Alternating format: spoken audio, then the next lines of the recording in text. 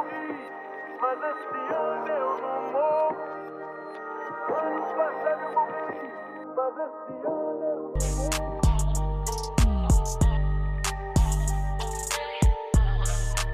Mas eu sempre gosto de lembrar que nós todos somos descendentes dos povos.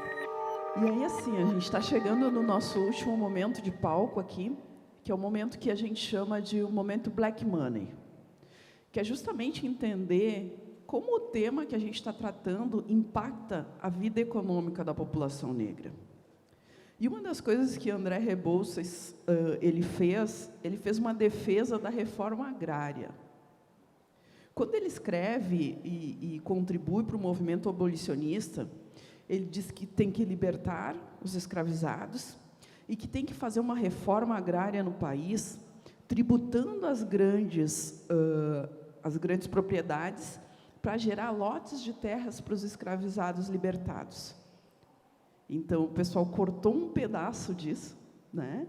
E ele entendia que esses latifúndios eram um entrave ao processo de crescimento nacional, ao progresso. A concentração de terras em poucas mãos era um dos entraves para o crescimento nacional.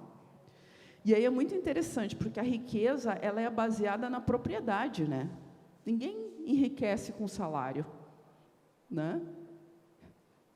Para tu enriquecer, tu tem que ter posses, tu tem que ter terras, tu tem que ter patrimônio, tu tem que ter ativos. E ele já lá, no século XIX, já dizia que precisava dar terras para os negros. Apesar de amigo da corte, eles cortaram tudo isso. Eles abriram as portas e disseram, saiam negros, vão viver no mato, subam nas árvores. Eu não sei qual era a ideia, né? E aí, eu vou chamar aqui para a gente, né, para fazer esse momento Black Money, falar sobre o impacto de algumas coisas na vida da pessoa negra, inclusive dessa parte agrária, que é muito interessante, que é o Ednei, engenheiro mecânico, historiador definido por ele mesmo. Bem-vindo. Dá teu carteiraço aí para a galera. Fica à vontade, Ednei. Posso tomar uma água aqui antes?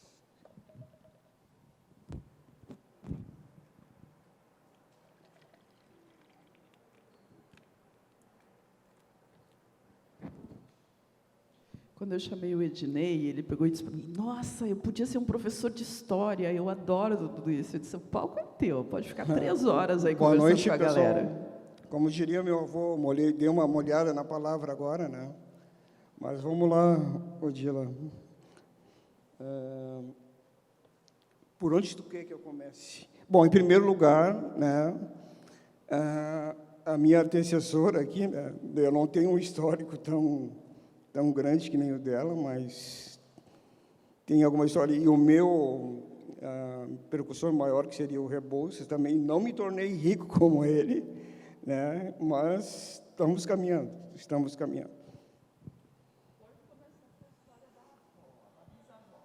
Bom, a engenharia em si, na verdade, ela não te dá o aval de se tornar rico ou não, enfim. Mas, assim, a minha história começa lá em 1880, por aí, que a minha avó, na verdade, ela foi, vamos dizer assim, um termo não tão agressivo, mas ela foi abusada pelo dono da fazenda, né? E desse abuso surgiu o meu avô. E, logo em seguida, os proprietários dessa fazenda, eles eram praticamente os últimos, vamos dizer assim, descendentes daquela linhagem de portugueses que eles dominavam ali a cidade de Candiota, Bagé. Bom, daí, no transcorrer dessa história, a dona da propriedade das fazendas acabou adoecendo, né? E a minha avó, acho que devia ter uns 15, 16 anos, por aí, e coube a ela ser a ama dessa dona dessa fazenda. Então, até os meados de 1890, 98, por aí, ela adoeceu de uma maneira tão grave que, em vida, ela fez um atestado, né, um testamento, doando para todos os negros que eram de dentro de casa, no caso, a minha avó, que era a ama, né, dessa senhora, as cozinheiras, as babás, enfim, todos que faziam os serviços de casa ganharam uma porção de terra. Aí entra aquela história que ela estava falando do que o Antônio Rebouças queria, que seria o correto, na verdade, voltando para a história do Rebouças, né? Que quando houve a assinatura da Lei Áurea, o correto seria ter dado um destino melhor para todos aqueles escravos que foram libertos, né? Então, mas a história já conta outra história, que não foi isso que aconteceu, mas, vamos dizer assim, para a minha família, vamos dizer assim, foi o que me transformou o que eu sou hoje, né? Então, daí, contando a história, né, a minha avó, então, acabou herdando, sei lá, 300 hectares de terra, alguns empregados 30, 20, enfim, sei que eles eram entre 20 escravos dentro de casa. E a minha avó ficou com toda essa parcela de 300 e os outros foram subdividindo. Daí, então, minha avó tomou as rédeas da fazenda, ela já com 20 e tantos anos, né? E, nesse meio tempo, meu avô, que já era, de certa forma, um bastardo da fazenda, né? Os dois acabaram casando, daí foi gerado o meu pai e os irmãos deles, né? Imaginem isso aí lá em 1890 e tantos, como que se daria na cabeça, vamos dizer assim, da sociedade ali da região. Negros que herdaram uma porção enorme de terra. Enfim, a minha avó acabou se tornando uma poderosa da região, porque eles acabaram criando mais de 400 cabeças de ovelhas, né, que naquela época lá a lã, né, na região era muito valorizada, né? Então, ela começou a criar ovelha, gado, enfim, ela se tornou uma fazendeira de porte na região. Então, desse surgimento, que daí vem meu pai, vem eu, né? Tanto a minha avó se tornou tão poderosa que Brizola, se eu não me engano, em 1950 e poucos, ele teve lá na fazenda dela para angariar votos e coisa e tal. Então, ela ficou muito, muito poderosa. Então, vamos dizer assim, eu sou o reflexo daquilo que o Rebouças queria lá no início, quando ele tomou o choque, quando esteve lá nos Estados Unidos, coisa e tal. Daí como ele, nos Estados Unidos, teve esse choque, vamos dizer assim, da realidade, que a pele dele nos Estados Unidos com certeza não ia dar um respaldo melhor para ele, né, com todo o dinheiro que ele tinha, né? Essa questão da reforma agrária foi uma coisa bem sucedida, vamos dizer assim, que respingou na minha vida, vamos dizer assim. Eu, graças a Deus, nunca passei aperto de dinheiro, coisa e tal. Claro, teve dificuldades ao longo da vida, coisa e tal, mas, vamos dizer assim, esse ponto específico da história do Rebouças, que queria fazer a reforma agrária dando aos negros quando fossem libertos, vamos dizer assim, eu sou uma experiência viva de tudo isso que ele queria alcançar, né? E passando isso para a minha vida profissional. Então, ao longo da minha vida, eu estudei em colégios bons, enfim. Eu me recordo que até a 7ª série, eu acho que eu frequentei ainda a escola pública, mas a partir da 7ª série em diante, eu comecei a frequentar colégios particulares. Eu me lembro de entrar no colégio e só eu e meu irmão em todo o colégio negros. Então, a gente foi, mas a gente nunca qualquer tipo de barreira social, racial, a gente nunca se abateu por nada, a gente ia para frente e foi. Eu me lembro que nós éramos sempre aqueles alunos que todos ficavam em volta para colar de nós, porque a nossa condição social também não nos permitíamos que, vamos dizer assim, a gente se jogasse para as cordas, né? A gente tinha que ser o melhor. Então, me lembro o pai falando, né? Desculpe, eu sou meio emotivo.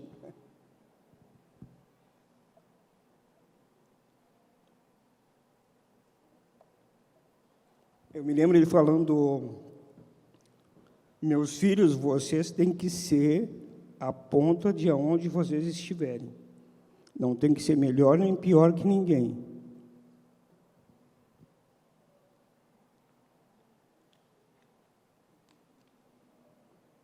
Mas, enfim, essas questões também não... Claro, tive muita questão de barreira ao longo da minha vida de engenharia. Na verdade, o que me fez ser um empreendedor, na verdade, foi no momento de choque também, como disse a minha colega aqui. Eu tinha me formado em engenharia, eu acho que em 98. Aí veio aquela fase mais dramática de quem se forma, né? Procurar emprego, né? Então, saí a procurar emprego aqui, ali. Eu me lembro que eu participei de 2 processos, que um que me marcou muito foi o que eu passei pela John Deere, de Horizontina, uma região bem tradicional, alemã, coisa e tal. Eu me lembro que eu passei por todos os processos que eram feitos por telefone na época, né? Eu sei que daí, na última etapa, que foi uma entrevista pessoal, né? Eu me lembro que era um escritório que tinha aqui na Ipiranga, se eu não me engano. Aí eu entrei na sala, me chamaram. Quando a responsável pelo setor me viu, claro, eu vi o choque que ela teve em me ver, né? Mas ela manteve a classe, coisa e tal. Aí a gente fez a entrevista, tudo certo. Ela disse: não, amanhã eu te dou a resposta. Só que daí, até hoje, depois de 30 anos, eu não tive a resposta. Eu passei no curso de inglês, eu fiz o teste em inglês, eu passei fluentemente, eu falei inglês com ela, estava bem em inglês naquela época. A parte mecânica, enfim, tudo. Mas quando foi frente a frente, houve esse pequeno choque, um dos primeiros choques do engenheiro negro formado, né, na época, né? Bom, mas aí eu nunca fui de me abater por qualquer tipo de barreira, enfim. Então, daí, ao longo daquele ano, tive mais outros processos também que acabou me barrando também por causa da minha pele, mas, às vezes, fica tudo meio subjetivo, a gente não tem como provar algumas coisas. Mas, enfim, depois desses processos que eu passei, que eu vi que eu não ia conseguir emprego, vamos dizer assim, como engenheiro naquela época, o que me apareceu, vamos dizer assim, na época, foi apareceu, eu não me lembro se eu vi num jornal, alguma coisa assim, um serviço da Corsan, que eles estavam contratando empresas para prestar serviços lá dentro da Corsan. Aí eu pensei, bom, eu sou engenheiro formado, é só ir no CREA, fazer o registro, fiz tudo certinho.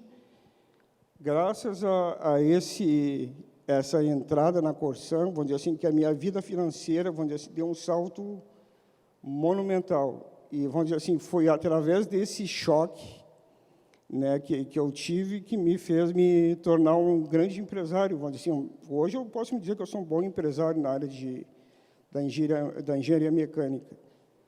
Até o final de 2015, vamos dizer assim, eu conheço o Rio Grande do Sul de cabo a rabo, né? Porque todas as Corsãs estão espalhadas em todas as regiões, vamos dizer assim, do nosso estado. Então, onde tinha ETA, a estação de bombas, eu fui fazendo essas manutenções, enfim. Então, eu consegui chegar num patamar que eu posso dizer que hoje, com 55 anos, né, graças àquela barreira lá no início que me fez transformar um empresário, né, eu posso dizer que eu tenho uma condição financeira bem razoável, né? Não me tornei um André Rebouças da vida, mas vamos dizer assim, eu consegui ter um espaço no mercado. E depois, ao longo do processo, eu fui me formando em engenheiro de segurança do trabalho, sou engenheiro auditor perito, sou engenheiro de gestão ambiental, enfim.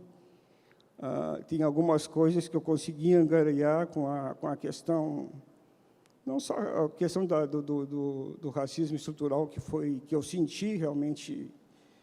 E teve algumas vezes também que a gente foi fazer, eu me lembro que eu fui fazer um serviço em Santa Cruz do Sul, acho que foi na Philip Morris, isso foi há uns 15 anos, ou 20 anos atrás. Eu me lembro que eu e o meu irmão e um outro conhecido nosso, nós três éramos negros, e nós três éramos especialistas na área de gerenciamento e gestão de energia. Eu me lembro que a gente chegou na unidade, ok, entramos, quando a gente entrou na sala do gerente, a gente sentiu assim, uma questão de barrar na hora. Ele olhou para nós três, meio que falou assim: o quê? Vocês três vão querer me ensinar a gerenciar a minha empresa? Eu disse: sim, nós somos profissionais, nós somos engenheiros, o meu irmão é técnico, e nós temos um grande conhecimento nessa área, então, sim, nós vamos lhe ensinar.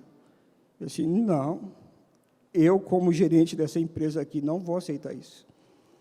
Aí nós três tivemos que pegar nossas pastinhas, nossos portfólios e sair quase que correndo lá da Philip Morris, em Santa Cruz. Então, são momentos assim que fazem, vamos dizer assim, tu se tornar mais forte, eu acho, né? Que quando tu passa por momentos de extrema barreira, tanto é que depois, 2 anos depois, foi trocado o gerente, e a gente voltou lá e acabou fazendo esse mesmo serviço. Mas, enfim, a engenharia ou qualquer outra profissão não te define, vamos dizer assim. Tu é aquilo que tu foi formado, não no que tu se transformou, né? Então, o que eu posso deixar de legado para alguém que queira fazer engenharia ou qualquer outra profissão, em primeiro lugar, ele tem que amar aquela profissão.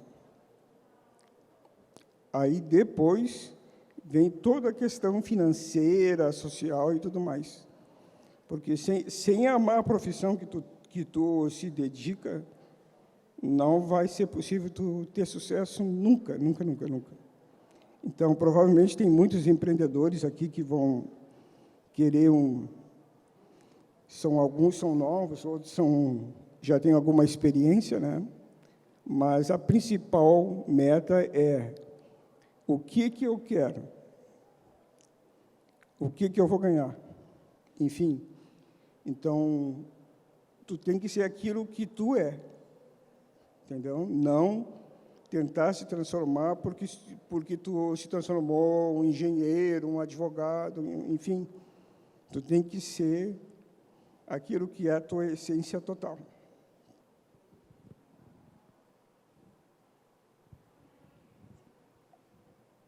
Desculpe que eu sou meio emotivo e bastante tímido. Não, adorei teu relato, né?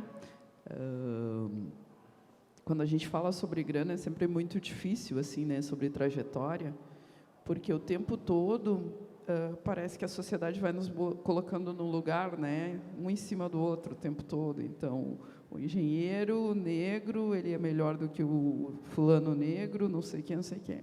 E manter a nossa personalidade, conhecer a nossa história é fundamental para a nossa comunidade, porque o tempo todo nos colocam em espaços separados, né? E o Afrontalks, ele tem esse papel, é um papel de nós nos enxergarmos, é um papel de nós trocarmos, e é um papel principalmente de trocas econômicas também. Então, vou agradecer o Ednei, muito obrigado, palmas para ele, por favor, gente. Eu que agradeço.